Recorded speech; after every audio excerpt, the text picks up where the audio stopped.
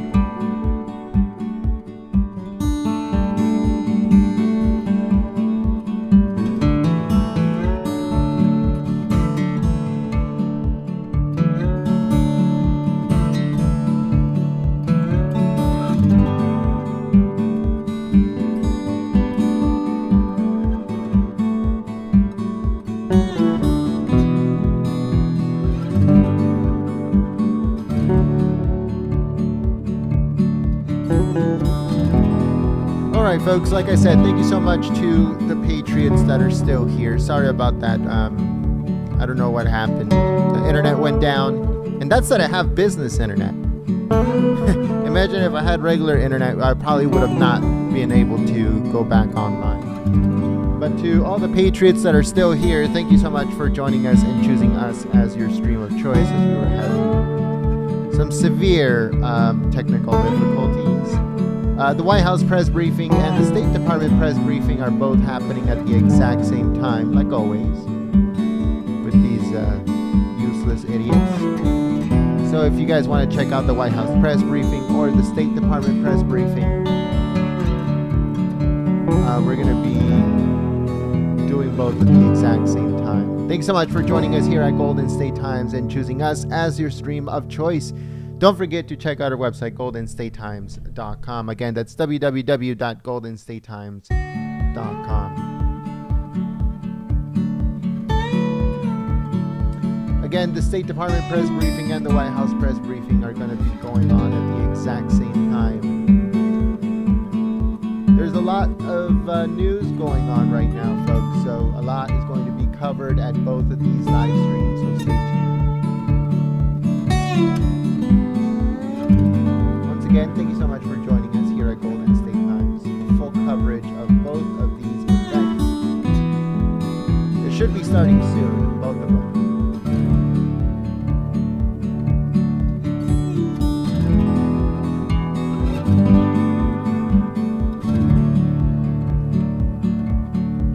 That are still, oh, here we go. Give me 1 second. State Department.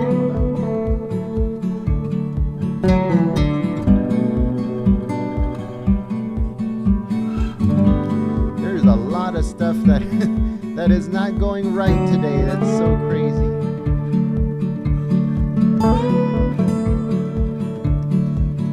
The microphones aren't working.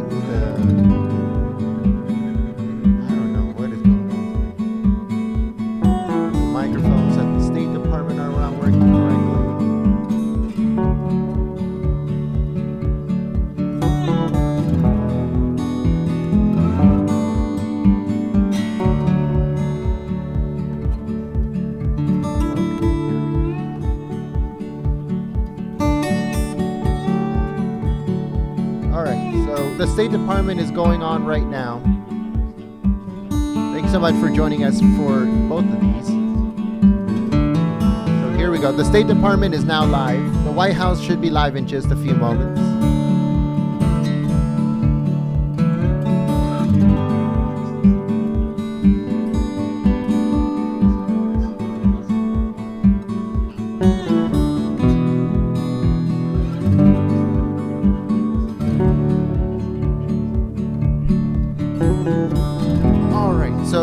The State Department is now live and going. The White House should start soon. I'm going to switch over to inside the White House, inside the press briefing room. So make sure you guys share the live stream on social media. Thank you so much for joining us here at Golden State Times. As you guys can hear, the State Department is live right now, and it has started.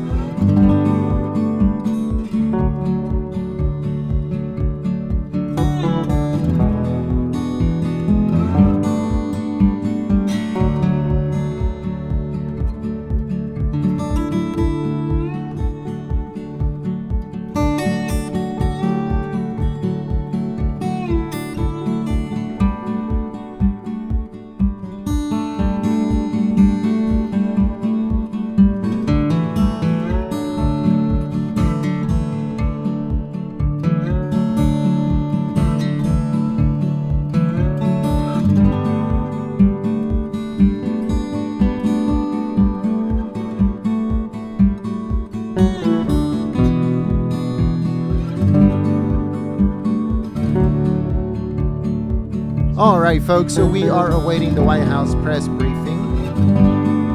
Sorry about that. Okay, so we're awaiting the White House press briefing, but we're going to be covering some news. You guys hear the State Department press briefing going on already in the background.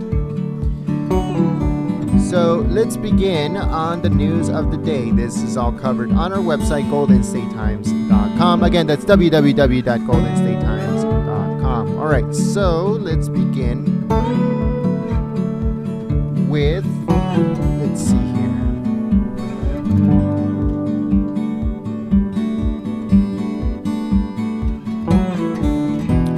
All right, so Apple is suffering massive global outages. It says Apple services, including Maps, App Store, and iCloud, go down in a major global outage. It says Apple is experiencing several outages and has confirmed this on its website. So that's what's going on with that. I have Apple products, but I don't use iCloud or any of that crap. So if you do, just note that it's not working because there's a global outage.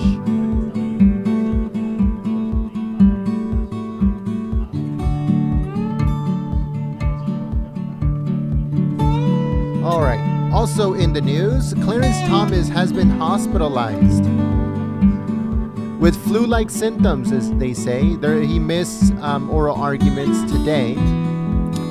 We hope that he recovers very, very soon. It's extremely important that he goes back to the Supreme Court. And God keep him, because he's very, very needed in the Supreme Court right now as they're trying to pass a radical nominee to replace the liberal justice that just stepped down. So Clarence Thomas, we hope and pray for you. We hope that you get better and you go back to the Supreme Court where you belong. You're a very good judge, and we hope that you get better, feel better, and go back to your position at the Supreme Court. The last thing we need is another nominee for Biden. That's the last thing we need.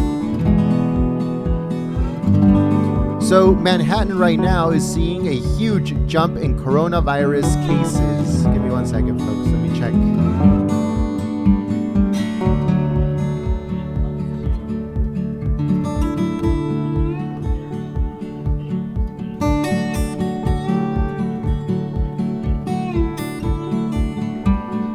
Alrighty. I think we have the hot mic on too, so let me check real quick.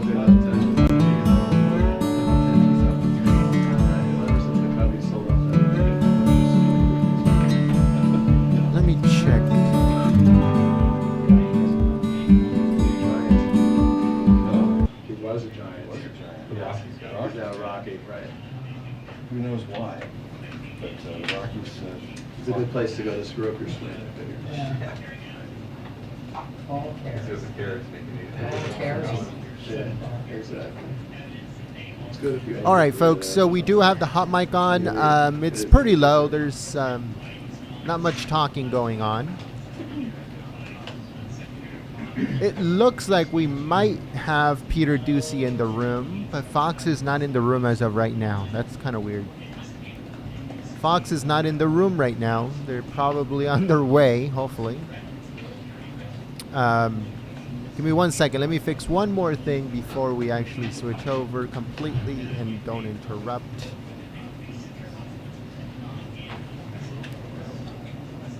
As you guys can hear in the background, the State Department press briefing is going on.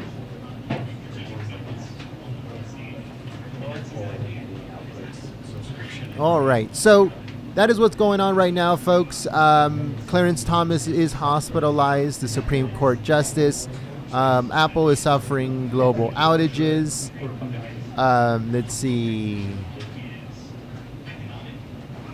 So the Fed Chairman Powell says inflation is much too high and the Fed will take necessary steps to address it. And you know what they're going to do? Raise the interest rate 7+ times. So we're looking between 7 to 10 now. 7 to 10 hikes throughout the year. So it says Federal Reserve Chair Jerome Powell on Monday vowed tough action on inflation, which he said jeopardizes an otherwise strong economy recovery. It says the labor market is very strong and inflation is much too high. So how are they going to tackle inflation? By raising interest rates 7 to 10 times. Almost 4% is what they're planning. To raise the interest rate almost 4 times. Crazy stuff. They think that's gonna help, but it's not at all. All right, what else is going on? COVID cases in New York is skyrocketing. Let's see. What else is going on here?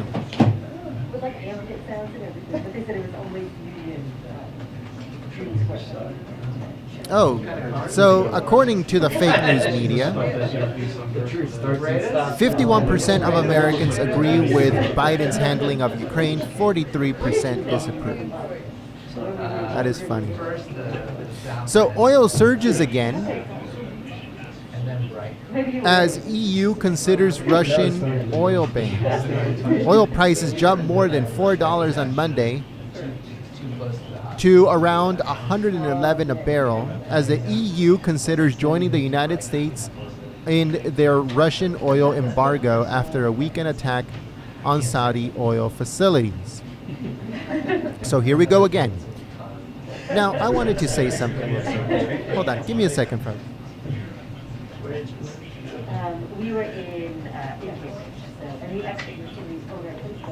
That's so insulting. I really this is like we thought it was and all right, I needed to lower that. It was getting way too annoying. All right, so this is something that that I wanted to tell anyone that's watching right now, regarding gas prices. Now, I don't know if you guys remember, probably in the late 80s, early 90s, people started freaking out when they saw that a gallon of gas was like $1.05. People were like, "Oh my God, it's $1." You know, they had been enjoying 97 cents, 89 cents a gallon, and people freaked out when it went over $1. And they thought, oh, well, everything that's going on in politics, everything that's going on both here at home, geopolitical and stuff like that, maybe when all that stuff calms down, the price of gas is going to go back below $1. It never did. Then 9/11 hit, the price of gas went over $2, and people freaked. They were like, oh my God, now it's $2.35. But wait, maybe after we bomb the crap out of the Middle East and tension goes down, it will go below the $2 mark. It never happened. 2-minute warning to press briefing. 2-minute warning to press briefing. 2007 financial crisis happened. The recession happened. The gas went over $3 a gallon, and people freaked out. Oh my God, it's over $3 a gallon. But wait, maybe after the financial crisis, the recession we go back and the economy gets good again. Maybe it will go down below $3 a gallon. Well, it never happened. Now we're in a situation where the gas is over $4 a gallon. Inflation is out of control, and everything geopolitical is also out of control. Nobody pretty much fears or respects the United States, whichever way you want to think about it. And gas is over $4 a gallon. And if people believe that, let's say Trump goes back into office, or we get another Republican back into office as president, and the Republicans control the Senate and the House, that the gas is going to dip below $4. I'm sorry, but it's not. $4 is the new norm. Gas prices will never dip below $4. $4 now is the new normal. and it will not go down below that. It will go above $4, like you say, if you live in a big city, you're going to see gas prices around $5 plus. And if you live in small towns like nowhere, Pennsylvania, you will have gas around $4 plus. But will the gas prices ever dip below $4? No, because this was the hike. They always have an excuse to hike the prices, and this was it. Now it will never ever go below $4 again. 10 years or 15 years, or however long they take, the average is going to be $5. Then the average is going to be $6, $7, $8, $9. It's just going to go up like that gradually. It has been since the 90s, and it will continue this trend into the future. But just wanted to give you guys kind of like a trip and an explanation of why gas prices will never dip below $4. That's how it happened. In the early 90s, it went over $1. Everybody complained, but it never dipped below. Then $2 during 9/11, and then $3 in the recession, and now $4 in this type of situation that we're in right now. So I'm sorry, guys, to say, but $4 is here to stay for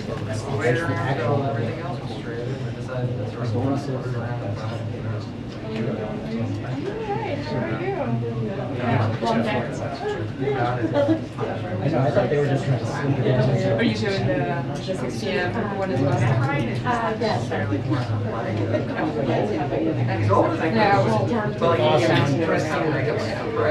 Yeah, single sleep still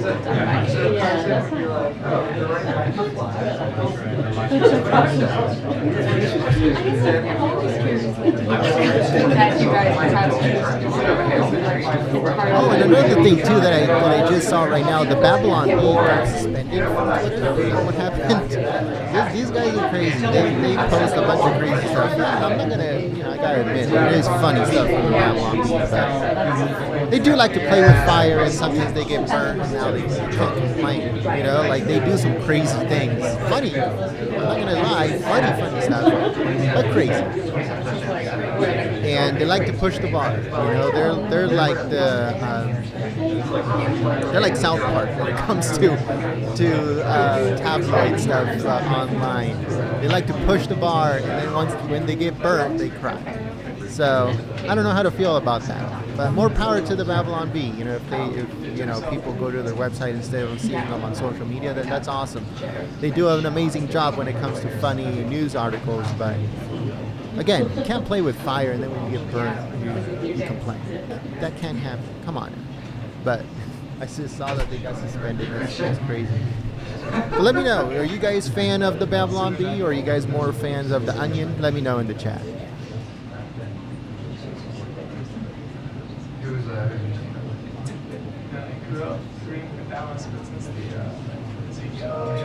I also saw a report of a gas station, a mom and pop gas station, getting sued because they underpriced their gas compared to everyone else around them. Let's say the average was $4, and a mom and pop gas station was selling gas for like $3.70, and they got sued by the big guys.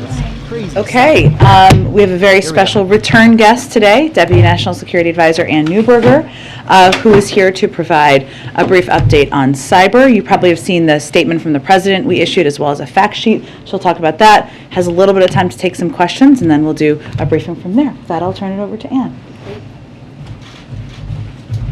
Thank you, Jen. Good afternoon, everyone. This afternoon, the President released a statement and fact sheet regarding cyber threats to the homeland, urging private sector partners to take immediate action to shore up their defenses against potential cyber attacks. We've previously warned about the potential for Russia to conduct cyber attacks against the United States, including as a response to the unprecedented economic costs that the U.S. and allies and partners impose in response to Russia's further invasion of Ukraine. Today, we are reiterating those warnings, and we're doing so based on evolving threat intelligence that the Russian government is exploring options for potential cyber attacks on critical infrastructure in the United States. To be clear, there is no certainty there will be a cyber incident on critical infrastructure. So why am I here? because this is a call to action and a call to responsibility for all of us. At the President's direction, the administration has worked extensively over the last year to prepare to meet this sort of threat, providing unprecedented warning and advice to the private sector and mandating cybersecurity measures where we have the authority to do so. For example, just last week, federal agencies convened more than 100 companies to share new cybersecurity threat information in light of this evolving threat intelligence. During those meetings, we shared resources and tools to help companies harden their security, like advisories sourced from sensitive threat intelligence, and hands-on support from local FBI field offices and CISA regional offices, including their Shields Up program. The meeting was part of an extensive cybersecurity resilience effort that we began in the fall, prompted by the President. Agencies like Energy, EPA, Treasury, and DHS have hosted both classified and unclassified briefings with hundreds of owners and operators of privately owned critical infrastructure. CISA, NSA, and FBI have published cybersecurity advisories that set out protections the private sector can deploy to improve security. The President has also directed departments and agencies to use all existing government authorities to mandate new cybersecurity and network defense measures. You've seen us do that where we have the authority to do so, including TSA's work that mandated directives for the oil and gas pipelines following the Colonial Pipeline incident that highlighted the significant gaps in resilience for that sector. Our efforts together over the past year have helped drive much needed and significant improvements. But there's still much more we need to do to have the confidence that we've locked our digital doors, particularly for the critical services Americans rely on. The majority of our critical infrastructure, as you know, is owned and operated by the private sector. And those owners and operators have the ability and a responsibility to harden the systems and networks we all rely on. Notwithstanding these repeated warnings, we continue to see adversaries compromising systems that use known vulnerabilities for which there are patches. This is deeply troubling. So we're urging today companies to take the steps within your control, to act immediately to protect the services millions of Americans rely on, and to use the resources the federal government makes available. The fact sheet released alongside the President's statement contains the specific actions that we're calling companies to do. I would be remiss if I didn't reiterate the President's thanks to Congress for its partnership in this effort, including making cybersecurity resources available in the bipartisan infrastructure law, and most recently for working across the aisle to require companies to report cyber incidents to the federal government. That will ensure federal resources are focused on the most important cyber threats to the American people. We welcome additional congressional work to identify new authorities that can help address gaps and drive down collective cybersecurity risk. Bottom line, this is about us, the work we need to do to lock our digital doors and to put the country in the best defensive position. And there is them. As the President has said, the United States is not seeking confrontation with Russia. But he has also said that if Russia conducts disruptive cyber attacks against critical infrastructure, we will be prepared to respond. Thank you. All right, let me just first ask, for those of you in the aisles, if you're not a photographer, there's plenty of seats, so if you could sit down, that would be great, not crowd the others in the seats. So we don't have unlimited time, so we just want to get to as many people as possible, so go ahead. Thank you, Jen. Just a quick question on the Viasat attack that happened on the 24th of Feb, the day Russia attacked Ukraine. We've obviously seen that impact satellite communication networks in Eastern Europe. And since then, the FBI and CISA have issued warnings that similar attacks can happen against U.S. companies. Is the U.S. in a position to perhaps identify who is behind the hack at this moment? It's a really good question. So first, I want to lift up FBI and CISA and NSA also highlighted protective security measures that U.S. companies can put in place to protect against exactly that kind of attack. We have not yet attributed that attack, but we're carefully looking at it because, as you noted, of the impact not only in Ukraine, but also in satellite communication systems in Europe as well. Is the sophistication of the attack, perhaps the timing of it, suggests that it's a state actor? I mean, are you willing to Those are certainly factors that we're looking at carefully as we look at who is responsible for them. The evolving intelligence, that doesn't mean that it's a certainty there's going to be an attack. Can you explain for the layman what you're seeing right now that precipitated this statement today and what the evolving intelligence may be now compared to on the 24th or prior to the invasion? Absolutely. So the first part of that is you've seen the administration continuously lean forward and share even fragmentary pieces of information we have to drive and ensure maximum preparedness by the private sector. So as soon as we learned about that, last week we hosted classified briefings with companies and sectors we felt would be most affected and provided very practical, focused advice. Today's broader unclassified briefing is to raise that broader awareness and to raise that call to action. So there was something specific you saw last week that was raised to the industries that it would have affected, is what you're saying? So I want to reiterate, there is no evidence of any specific cyber attack that we're anticipating for. There is some preparatory activity that we're seeing, and that is what we shared in a classified context with companies who we thought might be affected, and then we're lifting up a broader awareness here in this warning. Major? And when you say a call to action, many who hear you say that might believe that something is imminent. Is it? So first, a call to action is because there are cyber attacks that occur every day. Hundreds of millions of dollars were paid in ransoms by U.S. companies just last year against criminal activity happening in the U.S. today. Every single day, there should be a call to action. We're using the opportunity of this evolving threat intelligence regarding potential cyber attacks against critical infrastructure to reiterate those with additional focus specifically to critical infrastructure owners and operators to say you have the responsibility to take these steps to protect the critical services Americans rely on. As a follow-up, critical infrastructure is a broad term. Is it as broad as you typically mean it when the government speaks about critical infrastructure, or is there something you've seen that you can be a little bit more specific within that large frame of critical infrastructure? I won't get into specific sectors at this time because the steps that are needed to lock our digital doors need to be done across every sector of critical infrastructure. And even those sectors that we do not see any specific threat intelligence for, we truly want those sectors to double down and do the work that's needed. You guys, the administration, successfully declassified a lot of intelligence about what the Russians were planning leading up to the invasion to pre-butt what they might do. Can you do that a little bit here and at least list some of the industries that might be the biggest targets so that they can have a heightened awareness about what might be coming? As we consider declassifying intelligence, to your excellent point, that really has been the work that has been done the last few weeks and was driven by a focus on outcomes. It was driven by the president's desire to avoid war at all costs, to really invest in diplomacy.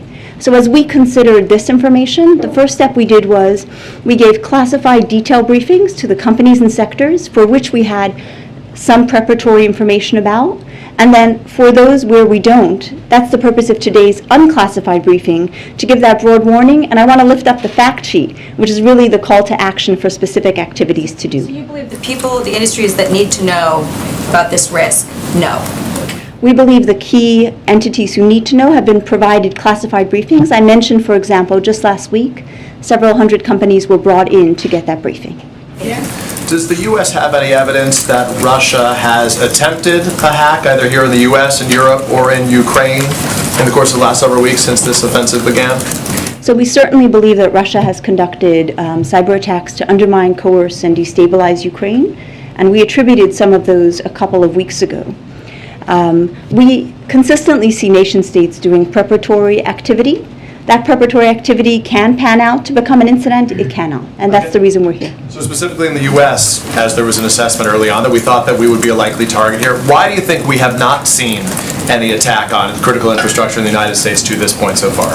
I can't speak to Putin or Russian leadership's strategic thinking regarding how cyber attacks factor in. What I can speak to is the preparatory work we've been doing here in the U.S., and the fact that as soon as we have some evolving threat intelligence regarding a shift in that intention, that we're coming out and raising the awareness to heighten our preparedness as well. So you can't say declaratively that we stopped an attack, I guess I'm saying, to this point on critical infrastructure. Correct. Can you explain a little bit more what preparatory activity on the part of the Russians would be? What does that look like? So preparatory activity could mean scanning websites, it could be hunting for vulnerabilities. There's a range of activity that malicious cyber actors use, whether they're nation state or criminals. The most troubling piece, and really one I mentioned a moment ago, is we continue to see known vulnerabilities for which we have patches available used by even sophisticated cyber actors to compromise American companies, to compromise companies around the world. And that's one of the reasons, and that makes it far easier for attackers than it needs to be. It's kind of, I joke, I grew up in New York. You had a lock and an alarm system. The houses that didn't or left the door open clearly were making it easier than they should have. Right?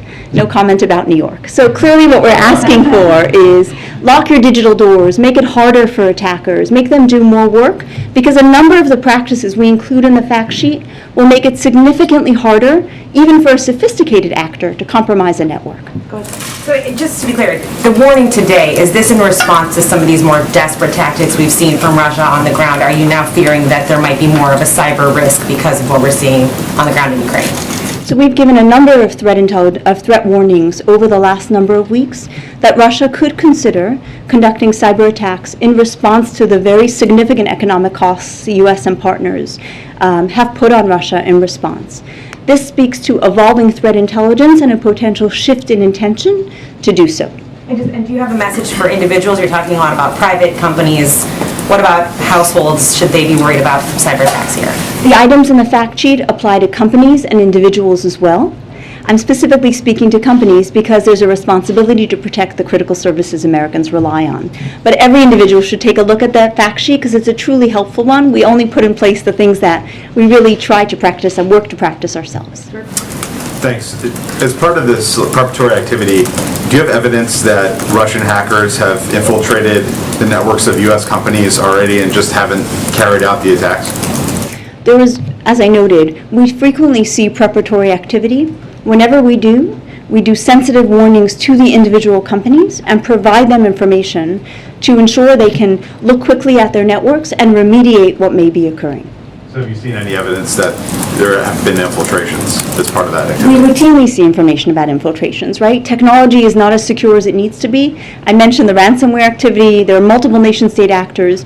It's a line of work for the intelligence community and the FBI to knock on a company's door and say, we've seen some evidence of an intrusion. We'll work with you. We'll make these resources available via regional office to work with you to help you recover. That's pretty routine practice. What we're seeing now is an evolving threat intelligence to conduct potential cyber attacks on critical infrastructure, and that raises up a point because we're concerned about potential disruption of critical services. And you did a briefing for us about a month ago. Do you think the U.S. banking system is more vulnerable, less vulnerable since the briefing, given the warnings that the government has produced? The U.S. banking sector truly takes cyber threats seriously, both individually and as a group. Treasury has worked extensively with the sector to share sensitive threat intelligence at the executive level, at the security executive level, repeatedly at the classified and unclassified level.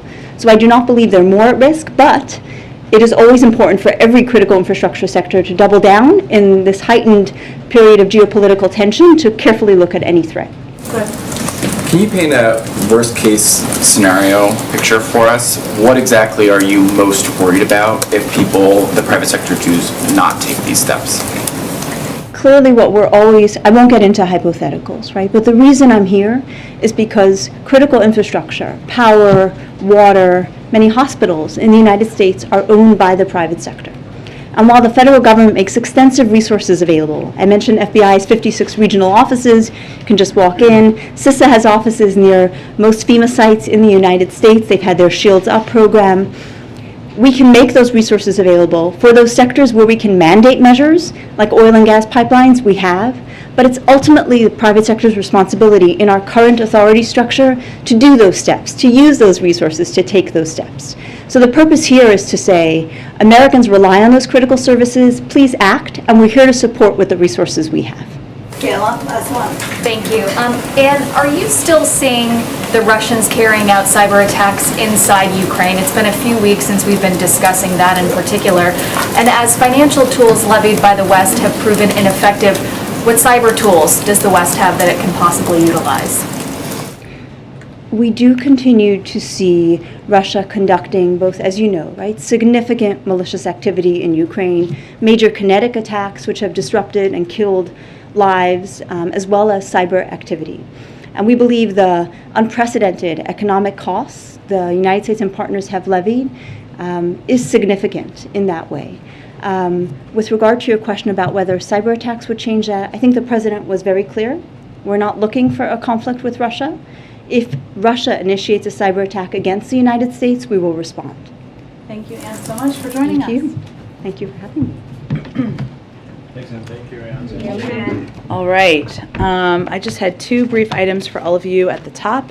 There was a scheduled meeting today that Secretary Yellen, Secretary Raimondo, Jake Sullivan, and Brian Deese had with 16 CEOs. This afternoon, the President also dropped by for about 20 minutes and provided them an update on Russia, Ukraine. I'm sure we can get you a list of the attendees at that meeting as well.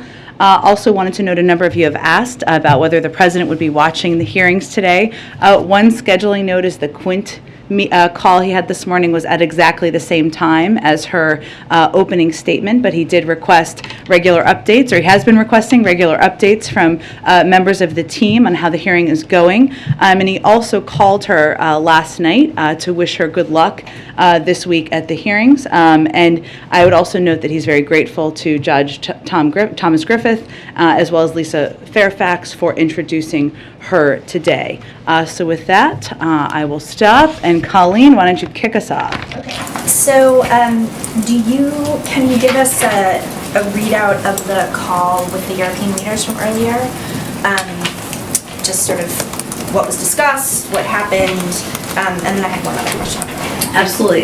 If you haven't already seen, there should be a readout going out shortly, but let me give you a few of the preview points of this call.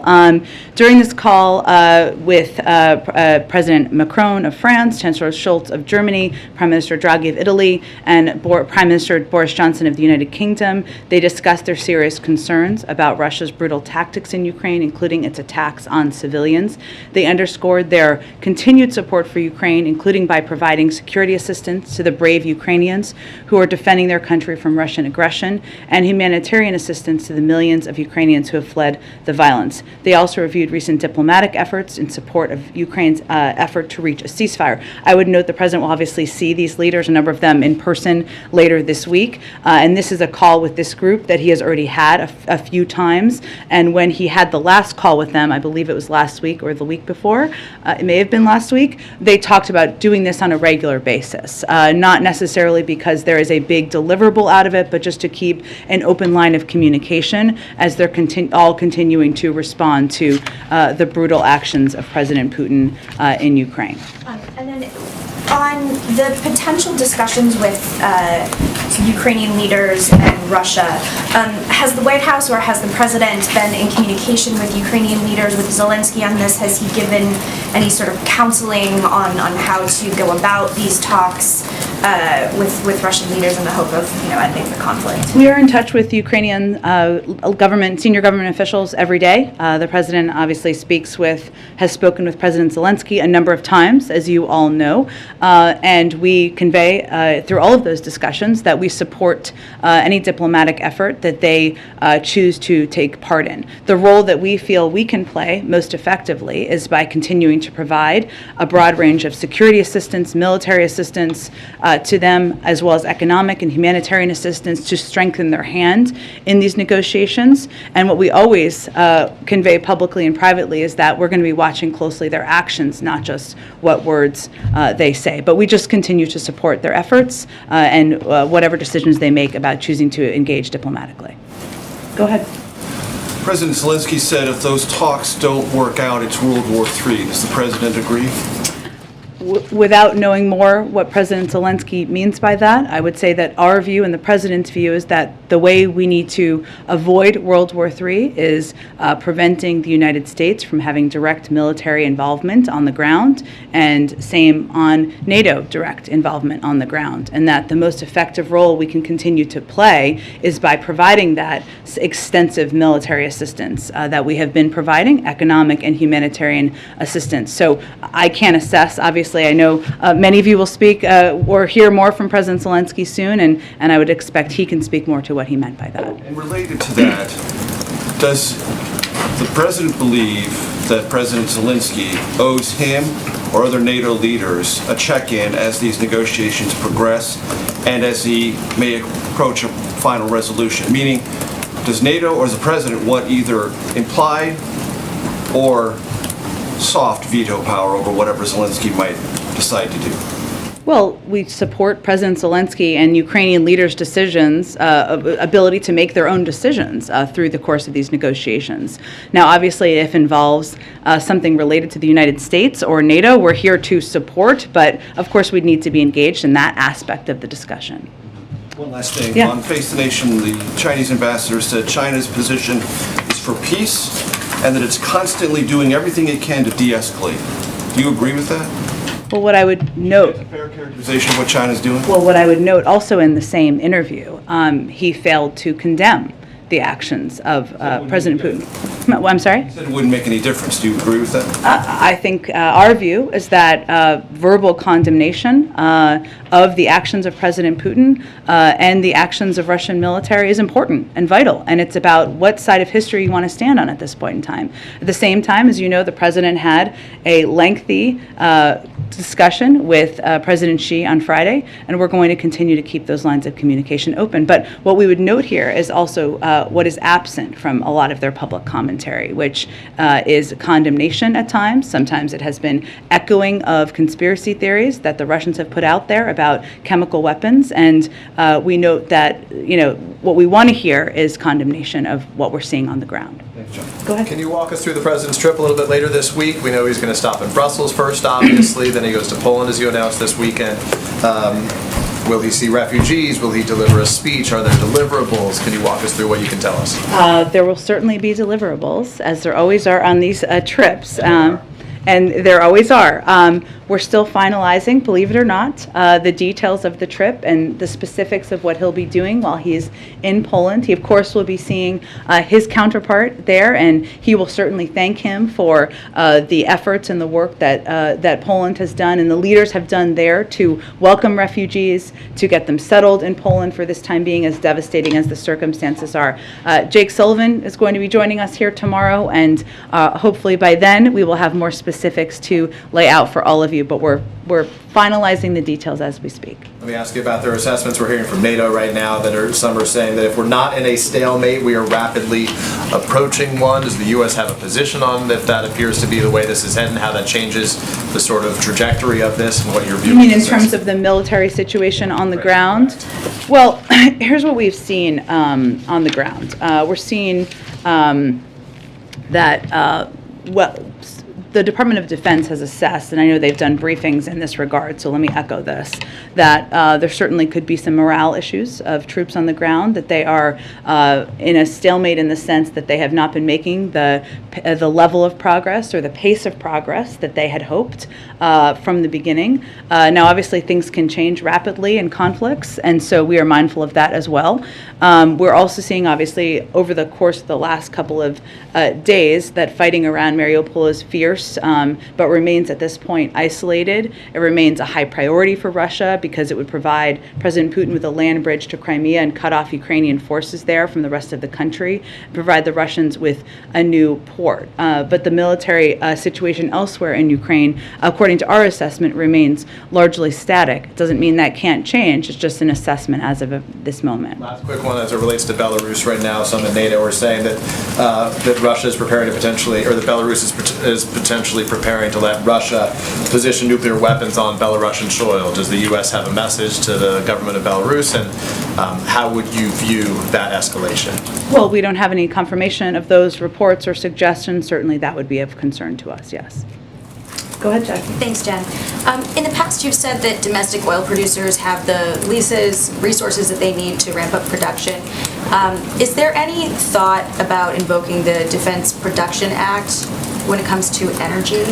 Well, there are a range of ideas out there. That's one of them that a number of people have put forward. I would say that the Defense Production Act would mean giving government funding to companies or to purchase products. That's how it typically works, as you've seen it work with COVID supplies and otherwise. And we think they have the resources they need in order to expand their production. And then on government money and supplies, there are reports that the EU is seeking to stockpile iodine pills and nuclear protective gear amid an increased concern about a nuclear threat, and also looking for more ways to deal with potential biological and chemical attacks.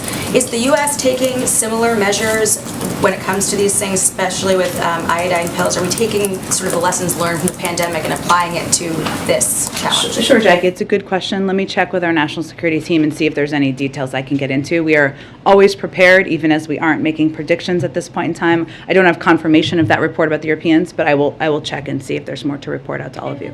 There are reports that China has fully militarized at least 3 islands in the disputed South China Sea with anti-ship, anti-aircraft missile systems, laser and jamming equipment, and fighter jets, despite Beijing's promises not to turn these islands into military bases.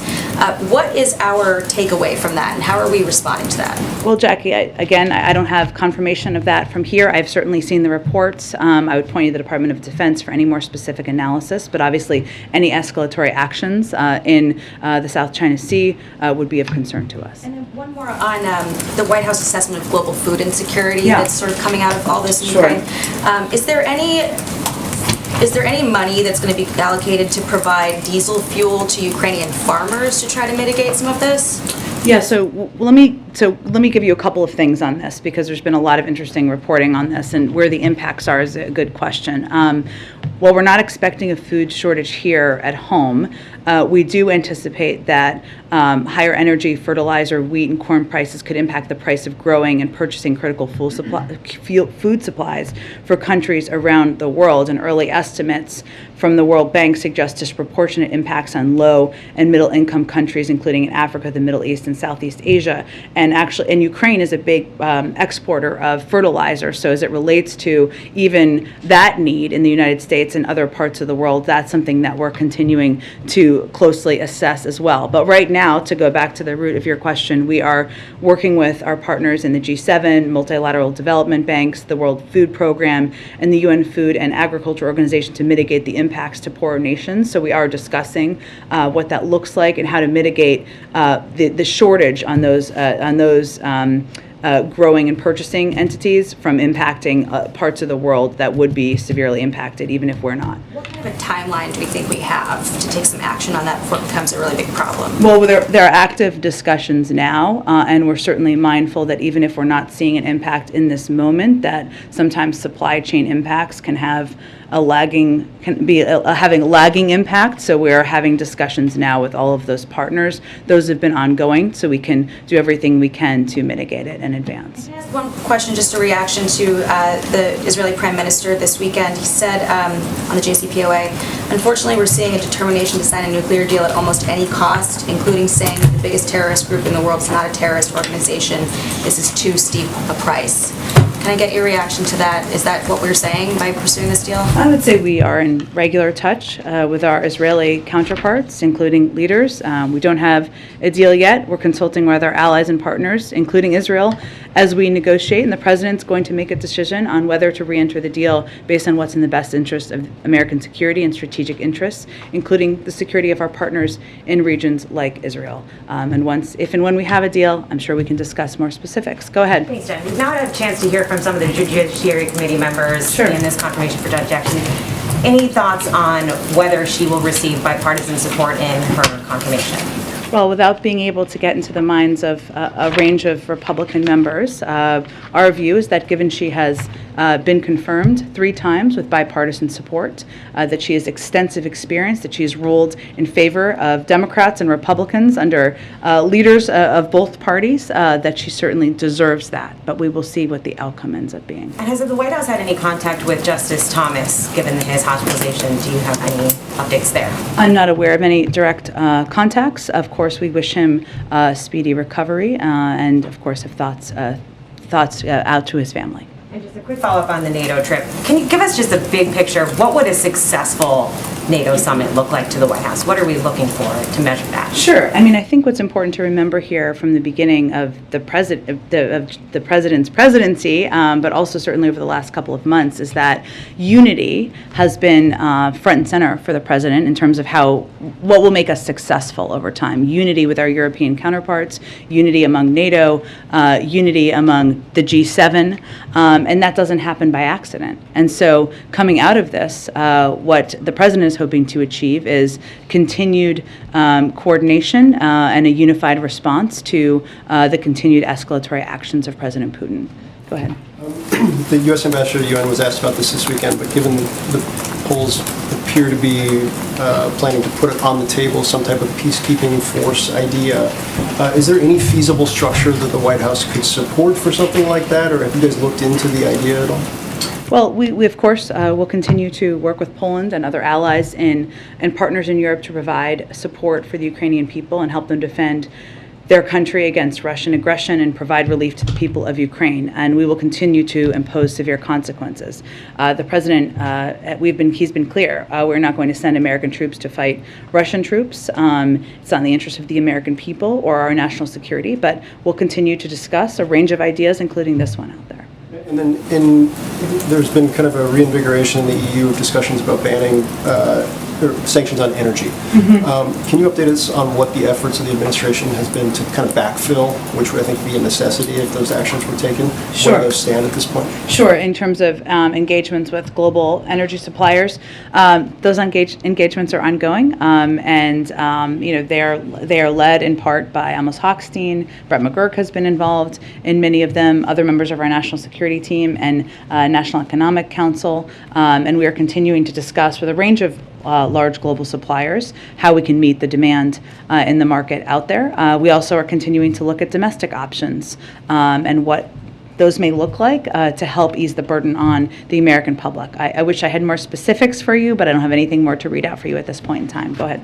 Thank you, Jen. The meeting you mentioned that the President Biden participated in with CEOs earlier today, there were oil industry CEOs at that meeting, and considering the White House has been engaging with them for several weeks now, talking about ways to increase production to take care of gas prices, I'm wondering what kind of specific assurances the White House has managed to get from these companies so far, and what was really discussed in today's meeting, especially with the oil industry CEOs. Well, the president was there. He was simply giving them an update on Russia and Ukraine. He was not making an ask in that capacity. Obviously, there are a range of senior officials who participated in these meetings. We've had a range of engagements with them, as you've noted, and we've stated publicly that they should do greater production, but they can speak for themselves on what, if anything, they would commit to. Have there been any assurances that the industry has perhaps offered the White House so far? We'll let the oil industry speak for themselves. And one quick question on China.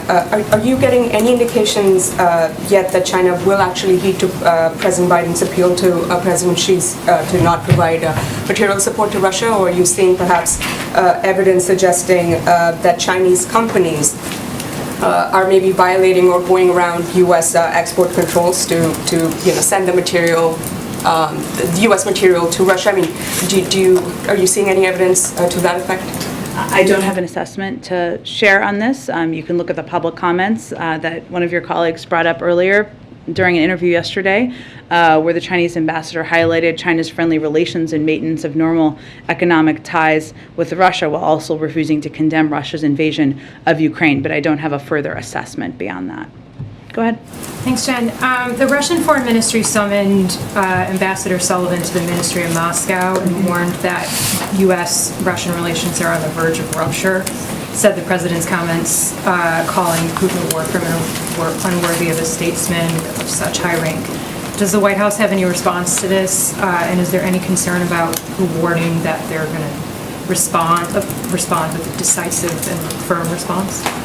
I'm not sure the last part. I'm not sure what you mean by that. They warned of a decisive and firm response. Okay, well, I would say that Ambassador Sullivan did meet with Russian government officials today. I believe the State Department also confirmed while we don't provide extensive details in general of these type of diplomatic conversations, I can confirm for you that during that meeting, he repeatedly asked for consular access to American citizen detainees, who have been improperly been improperly denied access for months in some cases. We find this completely unacceptable. As it relates to their comments or their calling of him in, I think it's important to remind everyone that it is Russia who is carrying out an unprovoked and unjustified war on Ukraine.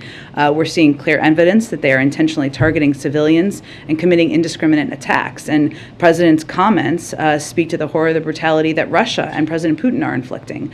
So they are in control of their own, the global perception of them is based on their actions. And one quick other one. Yeah, go ahead. So you mentioned that the President spoke to Judge Brown Jackson last night. Is there any other details you can share just about how she's been preparing for the hearings, who's been involved in the practice sections? Sure. I mean, I had outlined for you guys a couple of weeks ago some of the members of her team who played a role in preparing her, of course, whether it was Dana Remus or Senator Jones and Ben LaBolt, Mignon Moore, others who have been playing a role in preparing her for the hearings. I would note, which won't surprise anyone, given her credentials, she began preparing and studying and getting ready for these hearings as soon as she was nominated. I would note that also over the course of the last few weeks, she's also met with every single member of the Judiciary Committee and then several more members beyond that. So she has been both meeting and preparing for the last few weeks ever since she was nominated with the team internally and externally that we had announced just a few weeks ago. Go ahead, Zolan. Does the administration expect to discuss the Poland's offer on the MiG fighter jets at this point, or is the stance that the Pentagon has made the decision clear at that point and this won't be a subject in anticipation of the President's trip to Poland? And then secondly, during the Vice President's trip to Poland, the Polish leaders at that point said one ask that they had in that bilateral was to expedite the processing of Ukrainian refugees who have relatives in the United States. Is the administration expecting to oblige on that request or meet halfway in any way? So I would say that, well, we have done our own assessment here on the Polish jets based on a couple of factors that the military, as you noted, Zolan, has outlined, including what's most effective in fighting this war on the ground, the risk assessment of what would be escalatory, and also the fact that the Ukrainians have a number of squadrons that they can utilize. But if Poland, if they want to raise this, these conversations, these diplomatic conversations are two ways, right? And we'll, of course, read out their meeting once it is complete. So we'll see what they raise in that meeting. In terms of refugees, we have taken a number of steps, and we do, part of what the President wants to do is thank President Duda for the efforts of Poland in welcoming refugees and talk about what we can do to continue to provide support. Now, to date, that has been largely financial support, humanitarian support, even as we granted temporary protected status, and also, just a few weeks ago. But what we are doing, continuing to assess, is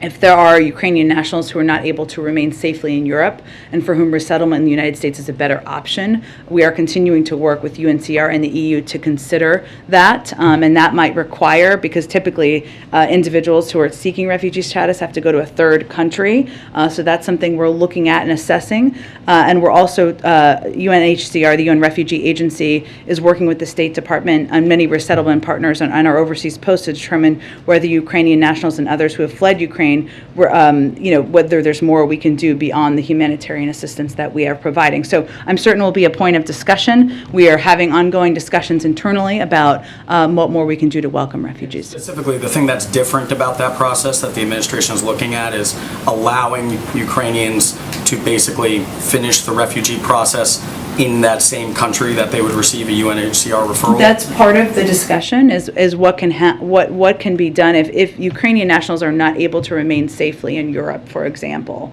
and for whom resettlement in the United States would be a better option for a range of reasons. The State Department is discussing with UNHCR and the EU how to consider them, what would be required for that process. But this is an ongoing discussion internally, and I'm certain it will be a part of the discussion, to go back to your original question, with President Duda as well this weekend. Go ahead, Matt. Thanks, Jen.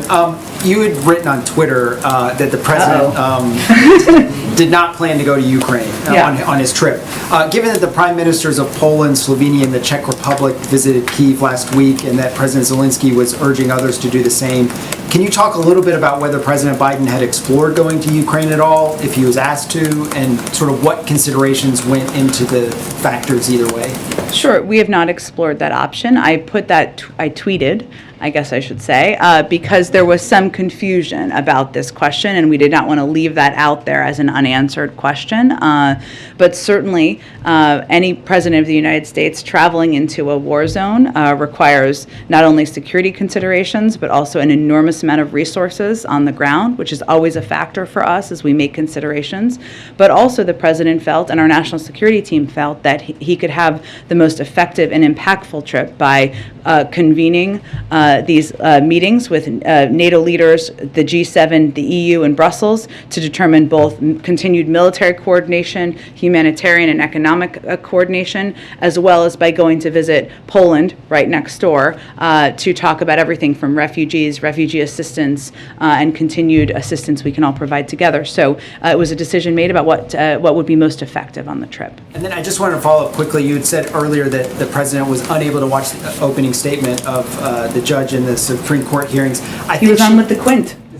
But she has to sit through the opening statements first of all of these senators, so I don't think she's actually given her opening statement yet. There you go. Do you know if there's time carved into his schedule? Does he plan through the afternoon? Is he following this? Or Well, some of these are a little difficult to predict as just evidence. Thank you for giving me a lifeline there, because clearly I've been in meetings this morning as well.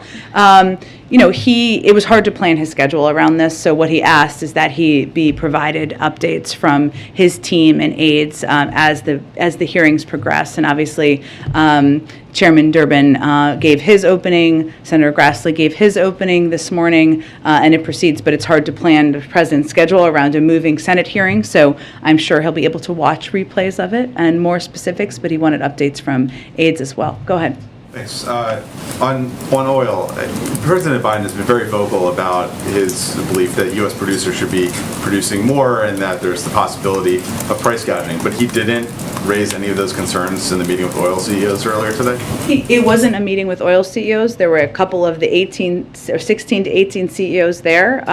It was not intended to be a meeting with oil CEOs. It was intended to be a meeting with a broad swath of the economic sectors, and he provided them an update on Russia and Ukraine. So it wasn't meant to be that type of a meeting. And then there was a report in the Washington Post earlier saying that Biden administration officials are seeing data showing that Russian oil exports have dropped off a cliff, and that there was data point that said there are 2 million barrels per day on tankers that have gone from close down to zero in a certain period of time. Can you confirm that? Is that true, what you're seeing about Russian oil exports? I've seen those reports, but I don't have a new assessment from here. And then lastly, has the president tested for COVID-19 this week, and what were the results of that? He was tested today, and he was negative. Go ahead. Thank you, Jen. Can you walk us through the administration's thinking behind adding this Poland stop?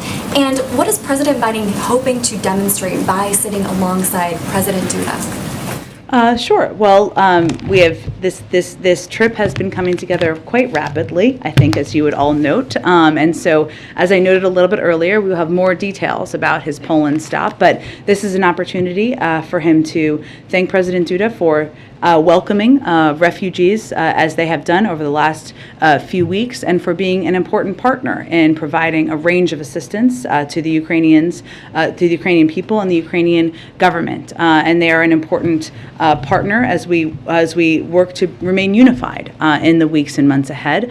There will obviously be a couple of components of his trip there, which I think, as we have more details of it to announce, will showcase the purpose of the trip.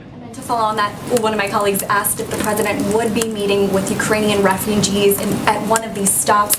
Is there any reason why the president wouldn't? Is that something we can find out more about soon? I think, as I noted, we're going to be providing more details to all of you in the next 24 hours of his trip. Sometimes there are things we announce in advance, and sometimes there are not, but I've noted repeatedly that refugees is a key component of his stop in Poland. Go ahead. Yeah, if I can shift gears to COVID for a minute. Sure. What is the White House's response to some experts who have said that the U.S. is not necessarily doing enough to prepare for this next bit of a pandemic surge that we are already beginning to see in other parts of the globe? Well, I would say, I'm not sure, can you give me a little more additional context of the comments? I had seen, yes, some comments that just basically that the U.S. needs to be doing more to prepare, whether that is around, building up a supply. They pointed to the low rates of booster shots in particular as being a point of concern, and that was, the booster shots in particular. Well, I think our primary concern right now is that we're about to run out of funding, and we are always making an effort to be ahead of and be prepared for any new wave, any new variant. And even as BA2 has been in this country for some time, and as of last week, it was about a quarter to a third of cases. We know it's quite transmissible, but we know that the treatments we have are effective in treating BA2, the BA2 variant. Our concern right now is that we are going to run out of money to provide the types of vaccines, boosters, treatments to the immunocompromised, and others free of charge that will help continue to battle increasing, the increase or the upflow or the, increase of COVID in the future. So that's where our primary focus is. Beyond that, I'm not sure additional context of those comments. Just one related question. Has the White House been in touch with any of the pharmaceutical companies who were specifically working on the under age 5 population recently?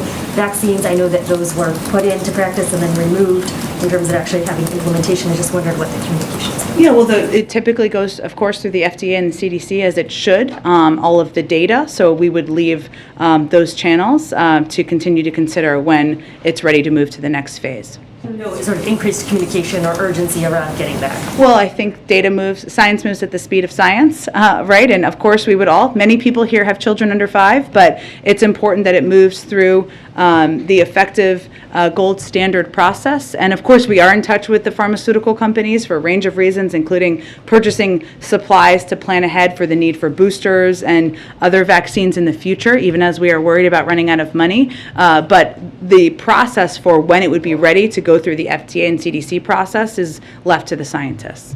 Jen, can I ask Go ahead. Jen, just on the food security issue? Yeah. Cargill and ADM are still operating in Russia. A lot of companies have obviously left. Does the administration have a view on whether these companies should stay in, given the concerns about food security and production of meat and that sort of thing? We have not asked any company specifically to take steps to pull out. We have applauded those who have made that decision, and they are going to have to make decisions of their own regard. Just a housekeeping item. I know you're still getting plans for the trip. Mm-hmm. Do you expect the president to hold a joint news conference with President Duda after their meeting in Poland? We're still planning all the specifics of it, so I don't have that quite yet. I would expect one for sure on Thursday. Go ahead. Thank you so much. On Ukraine, we're seeing reports about Mariupol, about people, Ukrainians there, being deported, arrested, and sent to remote regions in Russia. Is this something that is consistent with American intelligence? Can you comment on this? Those reports are horrific, but we don't have any independent confirmation of those reports at this point in time. Follow up on China maybe. So the president has warned that China would face costs if it decided to help Russia. And how confident is he that European allies would also support such costs, and would that be part of the discussion in Brussels? Well, I think that certainly the concern about China's closer alignment with Russia is one that's not just one of the United States. It's also a concern of many in Europe, and we expect it to be a topic of discussion over the course of the next several days. Go ahead, Jeff. Jen, as I understand the peacekeeping proposal from the Polish Prime Minister, it would be a peacekeeping force. They would be in Ukraine and they would be able to defend themselves. So I know the president doesn't want to send Americans to fight Russians, but is the U.S. open to sending Americans as part of an internationally recognized peacekeeping force that could be NATO or not NATO? Again, these are a range of conversations are happening behind the scenes. I'll leave it to those at this point in time, but forces on the ground is certainly about fighting, but it's also about having forces on the ground in Ukraine, which we have not supported at this point. Don't think that will change. Go ahead. Thanks, Jen. I had a question about the COVID-19 response team. Obviously, there's going to be a change in leadership in the White House coordinator on COVID. Yeah. And by my count, there hasn't been a press briefing with the COVID team in about 3 weeks. I just wondered if you could speak to kind of what the role of that team is at this point. How often does the president meet with that team? Is there any talk of disbanding it at this point, given the phase of the pandemic? Just kind of curious, sort of. I hope not for Dr. Zha's sake, given he's coming in. Look, this is communicating with all of you on a regular basis has been a huge priority for the COVID team, and I'm certain we will continue to do that. And obviously, Dr. Zha is somebody who is not just a medical expert and a doctor, but somebody who is a very effective communicator on public health issues, and we think that's going to be a very effective part of his role. So I'm certain you will be seeing a lot of him, and we will continue to have a range of briefings with the COVID team. So no, they are not disbanding. Go ahead. Thanks, Jen. Go ahead. I'll go after you. I have two questions. First, the United States declared the Myanmar military government committed genocide against the Rohingya today. We also know the Myanmar government has supported Russia's invasion of Ukraine. And what happened to the Rohingya had been happening for a while now. So based on the timing, are this supporting the Russia related to this declaration today? Well, let me say for those of you who haven't, I know you've been following this closely, but for those of you who have not, following a rigorous factual and legal analysis, the Secretary of State determined that members of the Burmese military committed genocide and crimes against humanity against Rohingya. His announcement at the U.S. Holocaust Memorial Museum emphasizes, especially to victims and survivors, that the United States recognizes the gravity of these crimes. He also announced nearly $1 million for the independent investigative mechanism for Myanmar to support its mandate to investigate, collect, preserve, and analyze evidence of the most serious international crimes in Burma since 2011. I would note that our view is that shining a light on the crimes of Burma's military will increase international pressure, make it harder for them to commit further abuses. But this has been, as you know, we're going to have long face discrimination, but subject to exclusionary policies, and this has been a lengthy review process at the State Department to come to this conclusion unrelated to current events.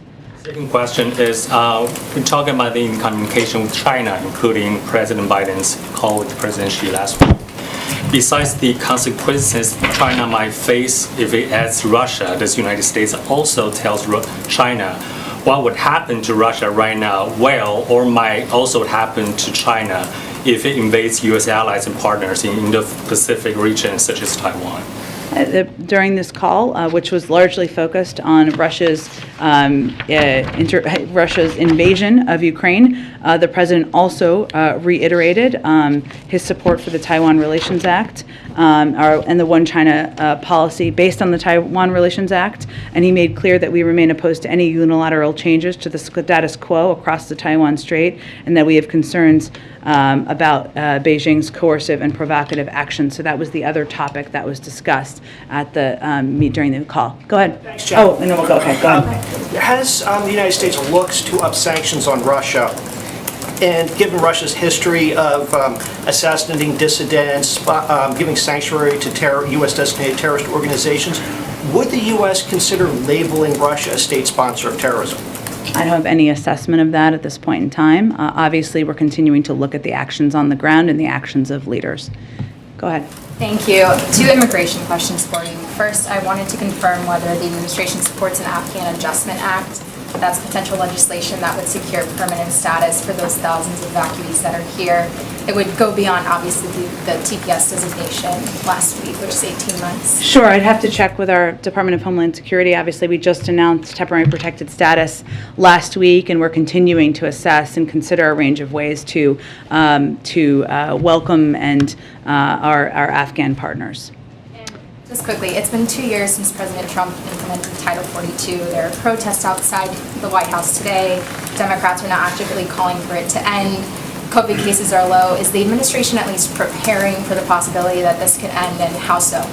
Sure. There are timelines, including, I think, upcoming in April, on when it's continues to be reconsidered. And those discussions happen among the health experts from the CDC and other medical experts within the administration. And you always have to prepare, because if they'd make that decision, there would be an implementation that would be in part led by the Department of Homeland Security and others that you have to plan for. Does that include in preparing for a large influx of migrants at the border specifically? Well, certainly that would be part of it if and when the CDC makes that determination.